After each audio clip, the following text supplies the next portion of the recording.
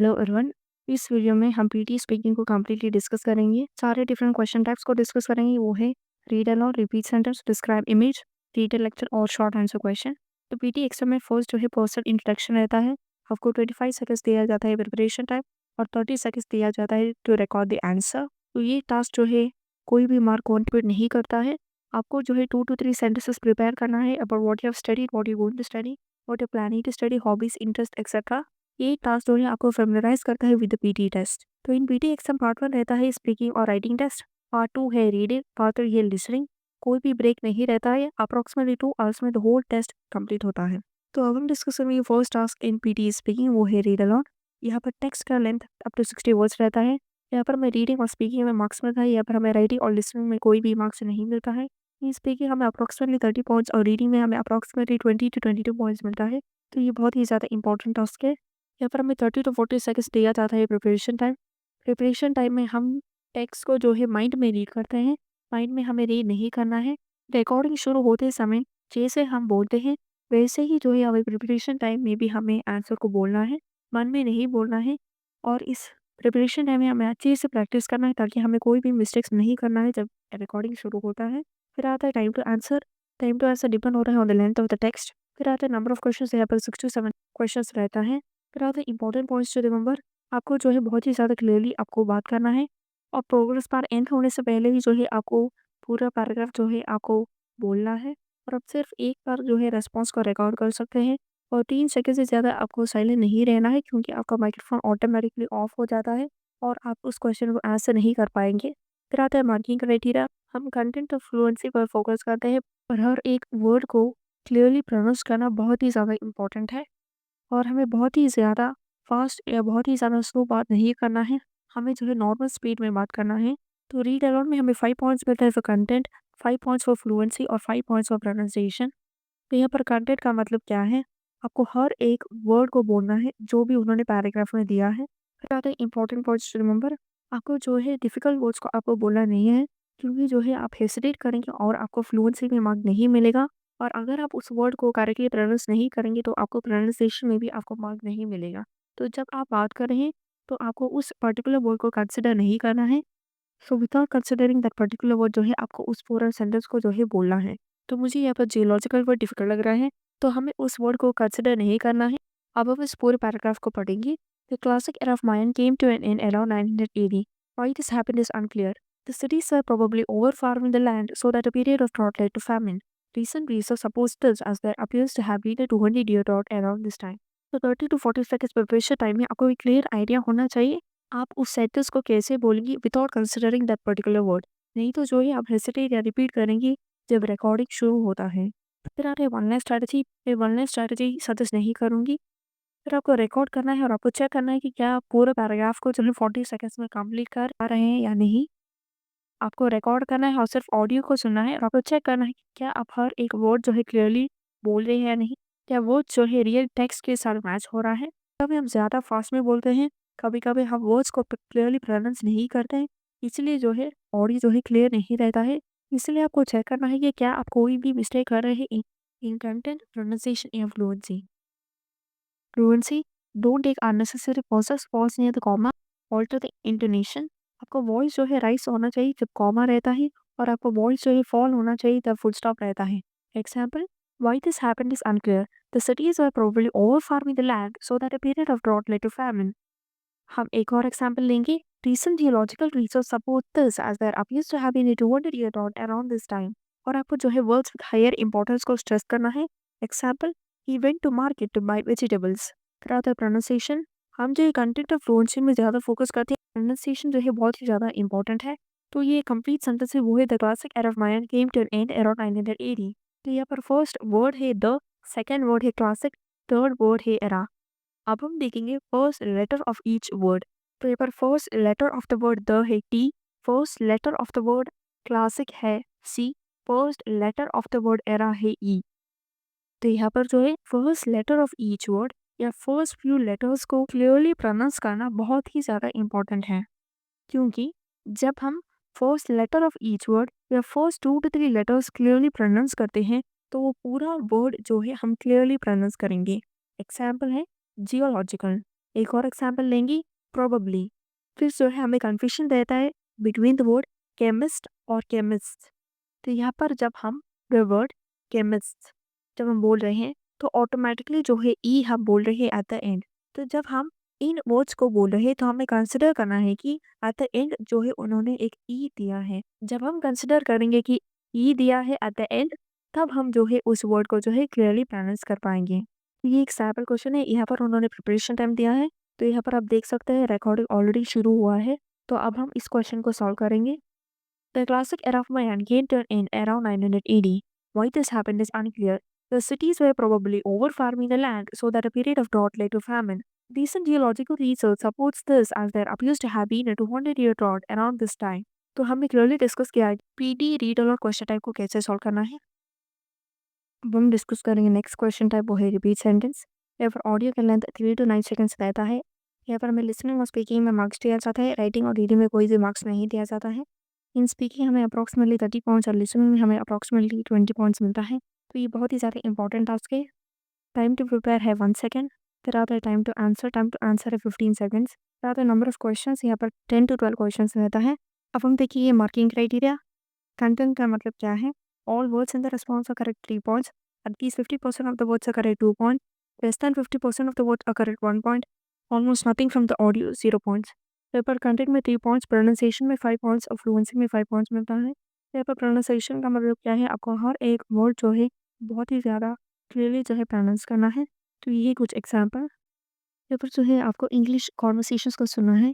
आप news, movie या debate देख सकते हैं, क्योंकि जब आप इंग्लिश कॉन्वर्सेशंस को सुनते हैं, आपको क्लियरली समझ में आएगा कि अमेरिकन्स और ब्रिटिशर्स वर्ड्स को कैसे प्रोनाउंस करते हैं। जब आपको प्रोनाउंसिएशन समझ में आएगा, तब आप उस सेंटेंस का मीनिंग जो है कंप्लीटली समझ पाएंगे। तो यहाँ पर जो है आपको लिखना नहीं है, आपको बहुत ही ज़्यादा केयरफुली जो है सुनना है और उस सेंटेंस का मीनिंग जो है समझना है। तो यहाँ पर आप देख सकते हैं फ्लुएंसी में यहाँ पर 5 पॉइंट्स मिलता है।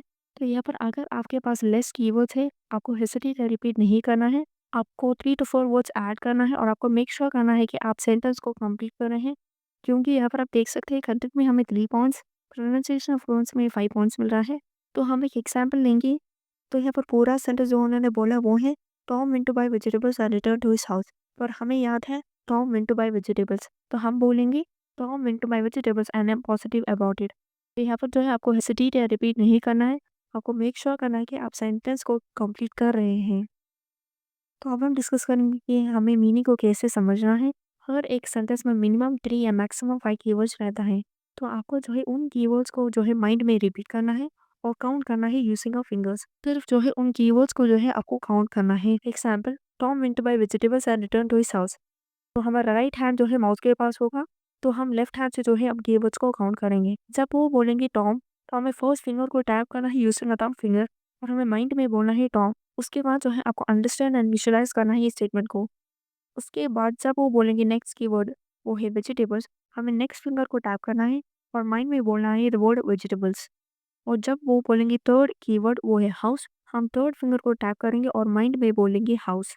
यहाँ पर जो है कीवर्ड्स को काउंट करना और कीवर्ड्स को माइंड में रिपीट करना आपको बहुत ही ज़्यादा जल्दी करना है। एट द एंड जो है आपने सारे कीवर्ड्स को काउंट किए हैं, आपने उस स्टेटमेंट को कंप्लीटली समझा है एज अ स्टोरी, इसलिए आप जो है उस सेंटेंस को जो है करेक्टली रिपीट कर पाएंगे।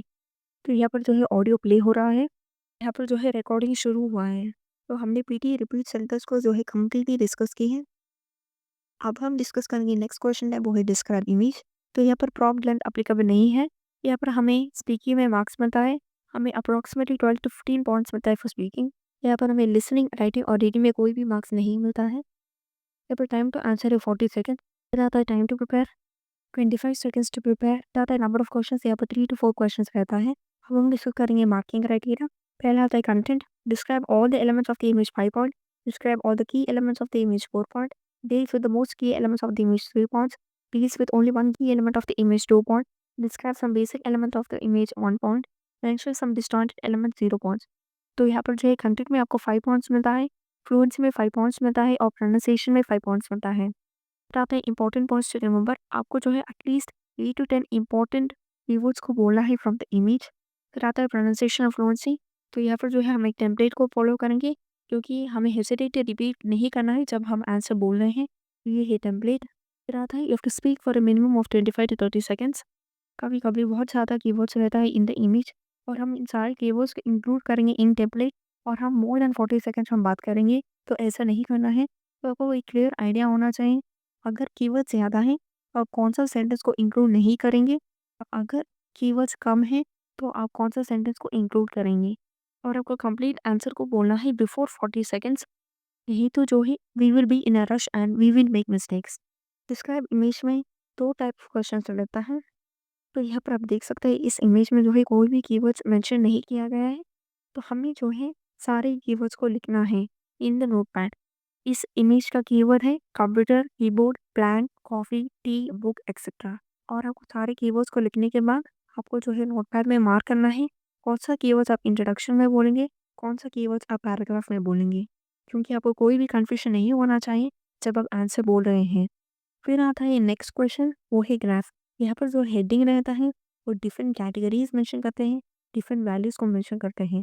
तो तब हमें जो है कोई भी कीवर्ड्स नोटपैड में लिखने की ज़रूरत नहीं है। हमें जो है सिर्फ कीवर्ड्स को देखना है और हमें जो है प्रैक्टिस करना है during the profession time. Notepad में कीवर्ड्स लिखने की कोई भी ज़रूरत नहीं है। तो यहाँ पर आप देख सकते हैं 25 सेकंड्स टू प्रिपेयर। तो यहाँ पर जो है आपको डिफिकल्ट वर्ड्स को नहीं बोलना है क्योंकि आपको प्रोनाउंसिएशन और फ्लुएंसी में मार्क नहीं मिलेगा। और आपको जो है पूरा टेम्पलेट को बोलना है along with the keywords during the preparation time, क्योंकि जो है आपको कोई भी कन्फ्यूजन नहीं होना चाहिए जब रिकॉर्डिंग शुरू होता है। तो अब हम इस क्वेश्चन को सॉल्व करेंगे using the template. The given image provides information about 2014 diamond production by value. Different categories mentioned in the image are Russia, Canada, and South Africa. The different values highlighted in the image are 8%, 9%, and 14%. After studying the image, I can see 18%, 25%, and 26%. To conclude, the image has different values and I find it very informative. तो हमने clearly discuss किया है कि describe image question type कैसे solve करना है। अब हम डिस्कस करें नेक्स्ट क्वेश्चन टाइप, वो है रीडर लेक्चर। यहाँ पर जो है ऑडियो का लेंथ जो है अप टू 90 सेकंड्स रहता है। यहाँ पर हमें लिसनिंग और स्पीकिंग में मार्क्स मिलता है। यहाँ पर हमें राइटिंग और रीडिंग में कोई भी मार्क्स नहीं मिलता है। यहाँ पर हमें स्पीकिंग में अप्रॉक्सीमेटली 7 to 8 पॉइंट्स मिलता है और लिसनिंग में हमें अप्रॉक्सीमेटली 6 to 8 पॉइंट्स मिलता है। तो यहाँ का टास्क क्या है, after listening to the lecture to read the lecture in your own words. फिर आता है प्रिपरेशन टाइम। यहाँ पर 10 सेकंड्स दिया जाता है to prepare. During the 10 seconds जो है आपको गो थ्रू करना है आपने जो भी कीवर्ड्स लिखा है इन द नोटपैड और आपको एक आइडिया होना चाहिए कौन सा कीवर्ड आप इंट्रोडक्शन में बोलेंगे और कौन सा कीवर्ड आप पैराग्राफ में बोलेंगे। फिर आता है टाइम टू आंसर। यहाँ पर टाइम टू आंसर है 40 सेकंड्स। फिर आता है नंबर ऑफ क्वेश्चंस। यहाँ पर 1 to 2 क्वेश्चंस रहता है। फिर आता है मार्किंग क्राइटेरिया। यहाँ पर हमें कंटेंट में 5 पॉइंट्स, प्रोनाउंसिएशन में 5 पॉइंट्स और फ्लुएंसी में 5 पॉइंट्स मिलता है।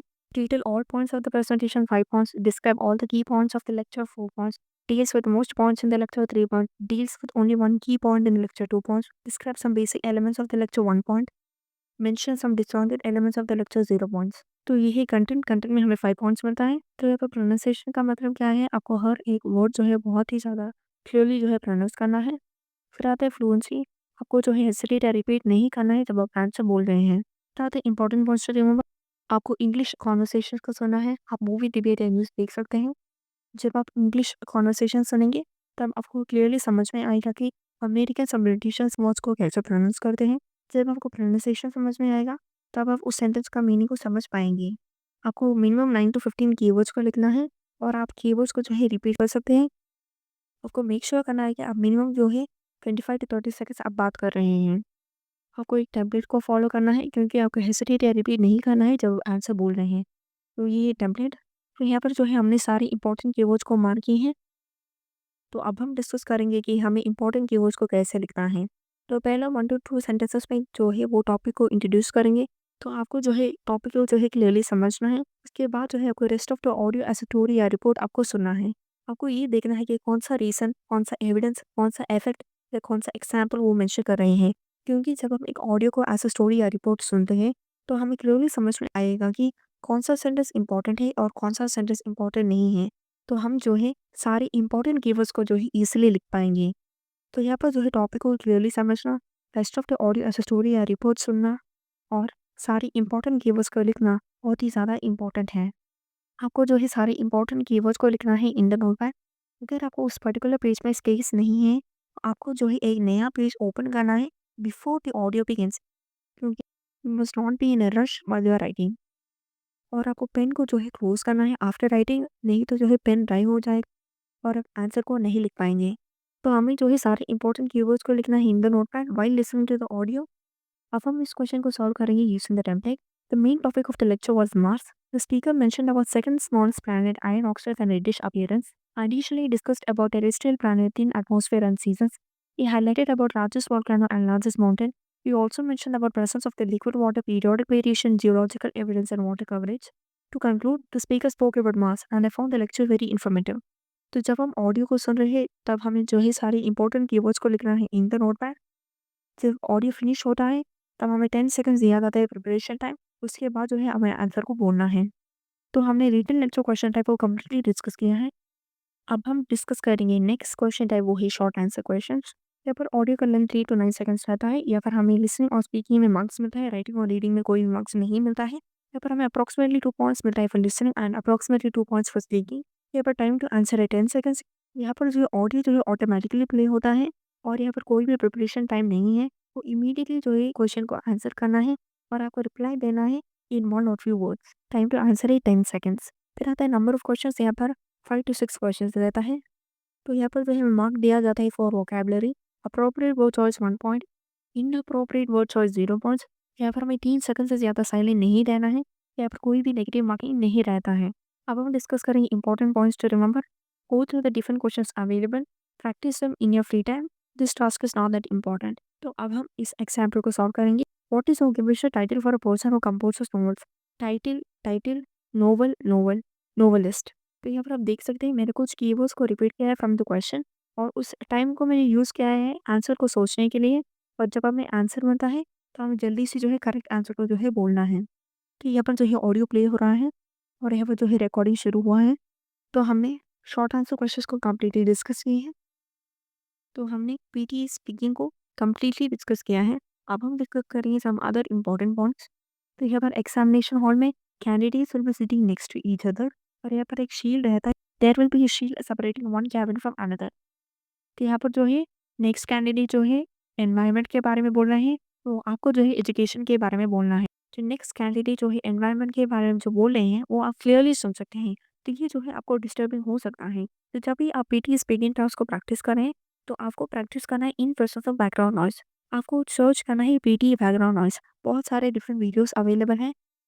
तो पीटी स्पीकिंग को प्रैक्टिस करना है in the presence of background noise. ये बहुत ही ज़्यादा इंपॉर्टेंट है क्योंकि आपको कोई भी कन्फ्यूजन नहीं होना चाहिए इन द एग्जामिनेशन हॉल। और एग्जाम में जो है आपको एक नोटपैड दिया जाएगा और 2 मार्कर पेन दिए जाएंगे और एग्जाम स्टार्ट होने से पहले वो आपसे बोलेंगे कि आप मार्कर पेन चेक कर सकते हैं। तो आपको जो है चेक करना है और आपको मेक श्योर करना है कि मार्कर पेन जो है वर्क हो रहा है और आप जो है आंसर को एरेज नहीं कर सकते हैं।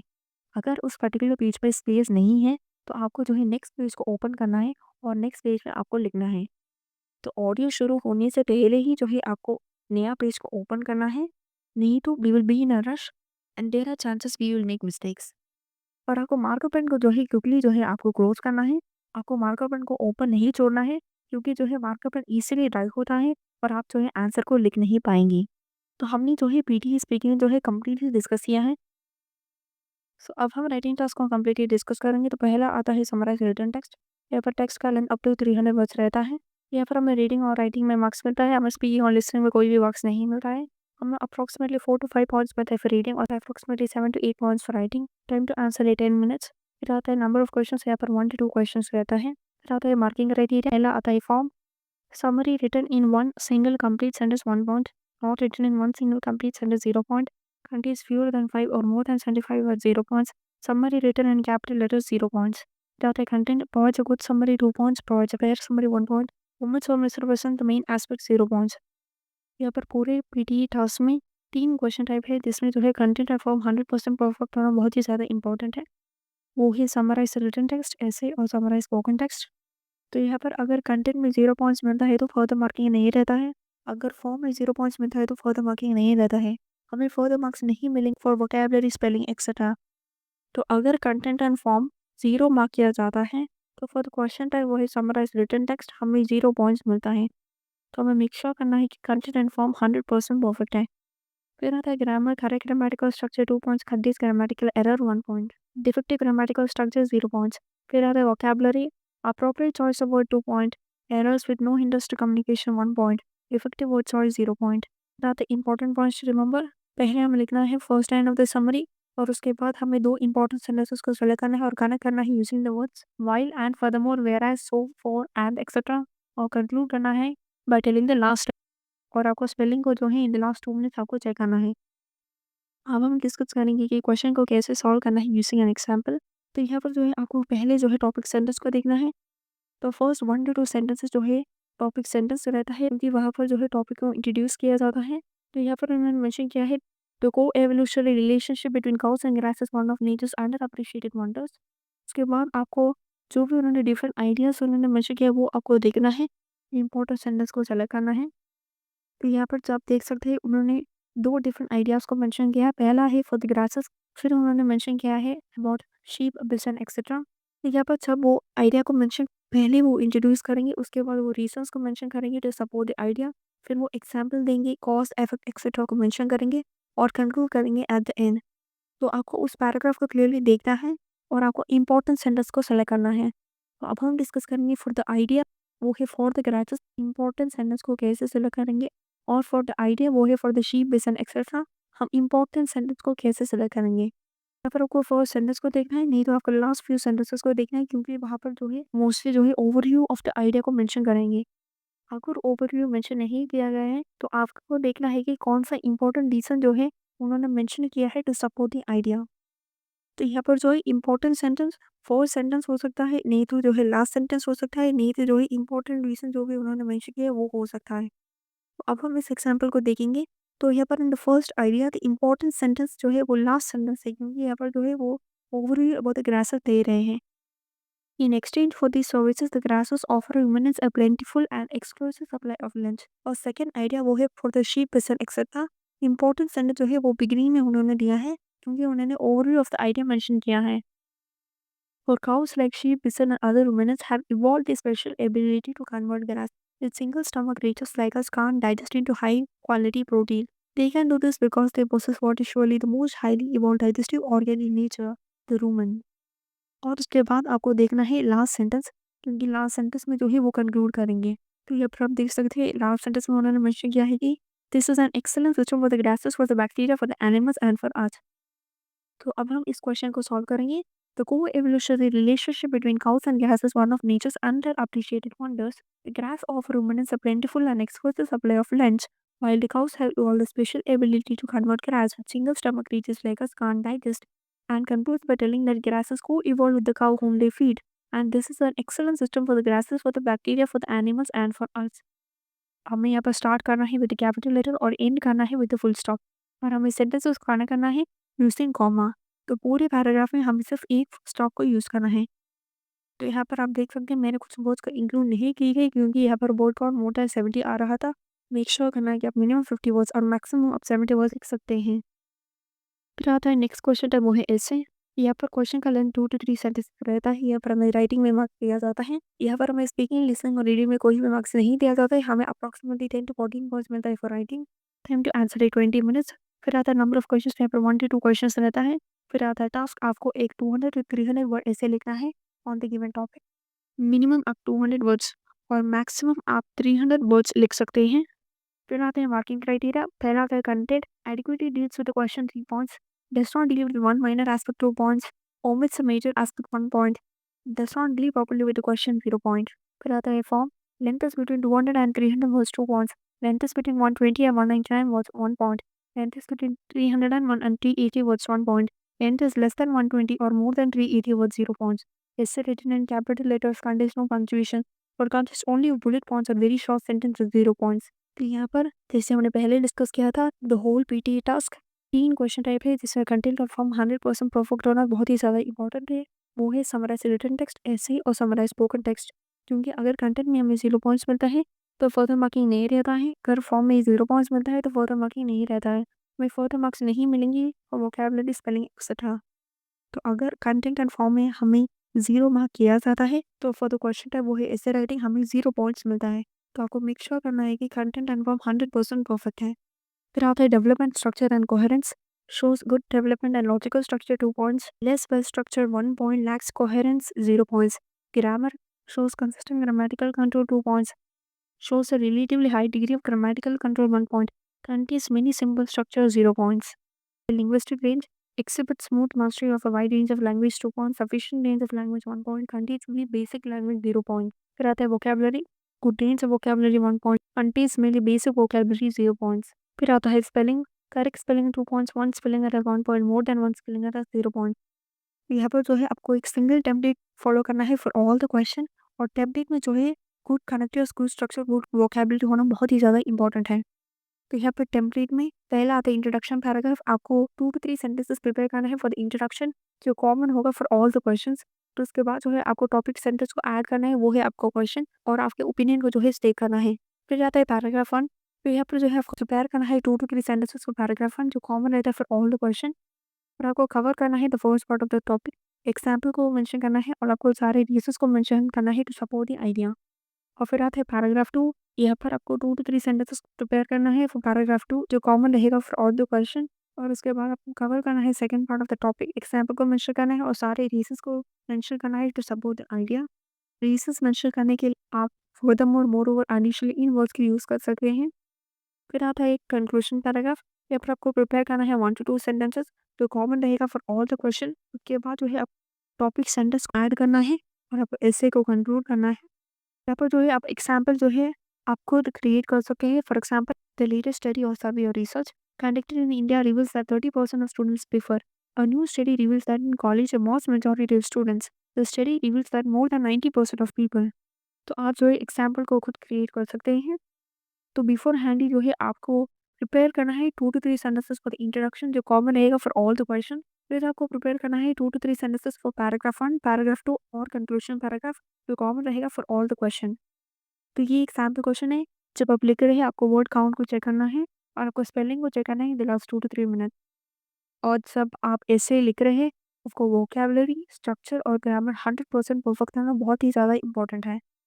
तो स्पीकिंग और राइटिंग टास्क का टोटल टाइम है 54 to 67 मिनट्स। तो अब हम डिस्कस करेंगे इंपॉर्टेंट टास्क इन स्पीकिंग। तो फर्स्ट इंपॉर्टेंट टास्क है रीडर आउट, क्योंकि यहाँ पर हमें अप्रॉक्सीमेटली 20 to 22 पॉइंट्स मिलते हैं इन reading and approximately 30 points for speaking. फिर आता है सेकंड इंपॉर्टेंट टास्क है रिपीट सेंटेंस, क्योंकि यहाँ पर हमें अप्रॉक्सीमेटली 20 पॉइंट्स मिलता है फॉर लिसनिंग और अप्रॉक्सीमेटली 30 पॉइंट्स फॉर स्पीकिंग। फिर आते हैं थर्ड इंपॉर्टेंट टास्क है डिस्क्राइब इमेज, क्योंकि यहाँ पर हमें मिलता है approximately 12 to 15 points for speaking. फिर आते हैं fourth important task reading lecture, क्योंकि यहाँ पर हमें अप्रॉक्सीमेटली 6 to 8 पॉइंट्स मिलते हैं फॉर लिसनिंग और approximately 7 to 8 points in speaking. फिर आता है लेस या लीस्ट इंपॉर्टेंट टास्क के शॉर्ट आंसर क्वेश्चन, क्योंकि यहाँ पर हमें अप्रॉक्सीमेटली 2 पॉइंट्स मिलता है for listening and approximately 2 points for speaking.